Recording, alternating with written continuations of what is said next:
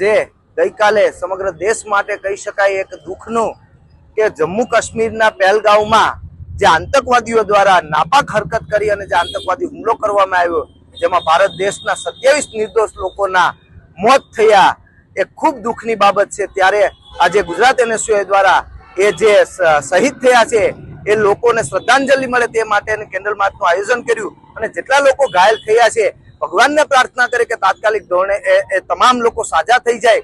પણ અવારનવાર ભારતમાં આ આતંકવાદીઓ દ્વારા વારંવાર હુમલા કરવામાં આવે છે અને લોકોના જીવ લેવામાં આવે છે। ક્યાં સુધી ભારતમાં આપણે એ જીવ દેતા રહેશું? ત્યારે આજે સરકારને પણ અમે કોઈ રાજનીતિ કરવા નથી માંગતા, પણ સરકારને એક નમ્ર વિનંતી કરીએ છીએ કે એણે આપણા 27 લોકોના જીવ લીધા છે, ત્યારે આપણે દુશ્મનના 2700 લોકોના જીવ લઈએ। ઈંટનો જવાબ પથ્થરથી આપવો જોઈએ। ક્યાં સુધી આ દેશના લોકો પોતાનો જીવ વારંવાર ગુમાવશે? એ ખૂબ મોટો પ્રશ્ન છે। બધા સાથે મળી અને આતંકવાદ સામે લડાઈ લડીએ, એ માટેની આજની કેન્ડલ માર્ચ છે।